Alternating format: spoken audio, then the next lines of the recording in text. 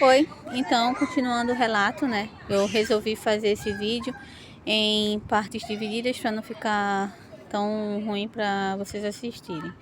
Então, como eu falei anteriormente, o juiz, mesmo eu pedindo as medidas em prol das crianças, ele resolveu não dar. Porque, né? Com certeza, provavelmente ele formado em psicologia, entendeu que o genitor jamais, em hipótese alguma, iria abusar dos próprios filhos. O que não aconteceu, mas isso aí a gente vai falar depois. O CREAS, né, que é estilo CRAS, mas aí no caso o CREAS dá uma atenção para pessoas que sofreram violência, né, qualquer tipo de violência, deu uma assistência, entre muitas aspas, bem superficial, bem por cima também, né, pra gente. Então, assim, não foi, a gente não teve um acompanhamento com psicólogo adequado, né? Nem eu tive, nem a vítima teve, nem as crianças tiveram. A única coisa que as crianças entendiam na época é que o pai não podia estar em casa, mas elas não sabiam o porquê. E eu não achei correto falar, porque eles eram muito jovens ainda, muito pequenininhos, né? Eles hoje entendem melhor as coisas, mas na época eles não entendiam. Então não valia a pena eu falar e sobrecarregar mais. Eu sei que com isso, né, com tudo isso, a minha descoberta, né, o relato da minha filha mais velha e a saída dele para os meus filhos, tudo isso gerou um caos na nossa casa. Um caos, uma dor que eu não sei explicar que dor é essa. Na verdade, eu posso comparar a dor do luto, porque é isso que parece quando a gente é violado. Ou quando a gente descobre que um filho nosso é violado, principalmente por pessoas que deveriam proteger. Então, como eu falei, né, a gente não teve nenhuma assistência psicológica. Então, vamos falar agora do Ministério Público. O Ministério Público, né, na época eu lembro que eu perguntei no Ministério Público se eu precisaria de advogado, né, que eu deveria procurar a defensoria para ter um advogado para me assistir. O Ministério Público disse que não precisaria de advogado nenhum, o próprio Ministério Público representaria a gente estaria ciente de tudo que estivesse acontecendo dentro do processo e parará. E para ele aquela promessa, sabe, aquela promessa de não, a gente está aqui para defender vocês são a vítima, ele que tem que procurar advogado, vocês não, a gente está aqui por isso. E nada disso aconteceu. O que eu vi foi uma desassistência.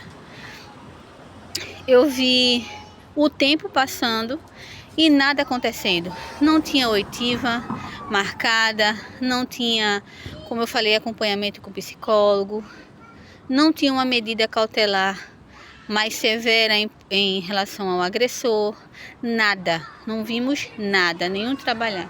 O tempo foi passando. Eu sei que desse primeiro caso, 5 longos anos de espera, 5 anos de espera, tá? O Tão então estava trabalhando de vigilante na época, né? Nem tinha sido processado ainda pelo Ministério Público. O Ministério Público nem tinha entrado com processo contra ele ainda. Ele ficou, acho que uns 3 anos ainda trabalhando como vigilante, sabe, não constava nada, ele estava limpíssimo. E eu comecei em outro relacionamento, enfim, ele não aceitava isso, porque ele queria, de fato, era me manipular, ele queria que de alguma forma as pessoas entendessem de que ele era uma vítima, que ele jamais iria fazer aquilo, sabe? Pregou para Deus e o mundo que era uma vítima, que tudo estava sendo inventado, que tudo não passou de história. Ao mesmo tempo ele falava que era um demônio que tinha possuído ele e que o demônio só se libertaria ele se ele conseguisse o que ele queria. Então, o Tribunal de Justiça de Santa Catarina, o Ministério Público de Santa Catarina não fizeram nada, nenhum apoio, nada, sabe? E eu sempre pressionando o Ministério Público, quando é que vai ter uma audiência, quando é que vai ter uma oitiva, quando é que vai ser isso, quando é que vai ser aquilo, enfim. Sempre mandando e-mails, mandando mensagens no WhatsApp, aí sempre me mandavam de um lugar para o outro. É com a primeira vara criminal não sei da onde, é com a 34ª delegacia não sei da onde, é com tal lugar, é com tal lugar. E eu sempre mandando mensagem para um órgão ou outro, a fim de informações, porque afinal de contas a minha filha tinha sido abusada. Né? Os meus filhos, no meu ponto de vista, estavam sofrendo perigo. Gente, pedófilo não escolhe criança.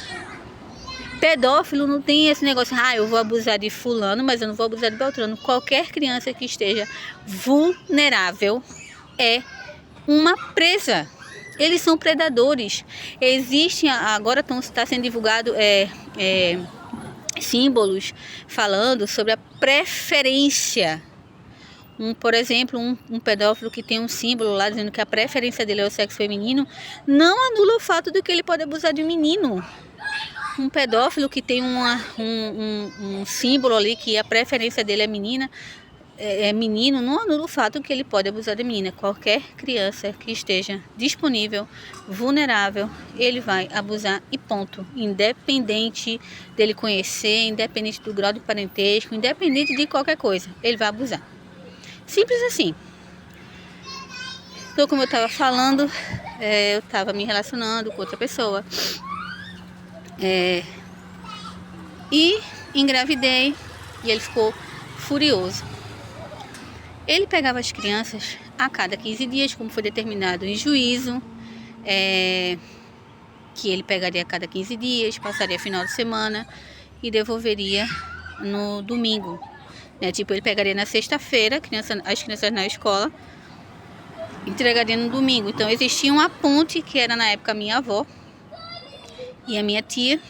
A gente morava próximo, então elas eram a ponte, porque eu não podia ter esse contato com ele, né? Ele começou a me perseguir no trabalho, ficava mandando mensagens. As crianças iam para a casa dele, as crianças não gostavam, elas não sabiam de absolutamente nada, porque eu não achei correto falar.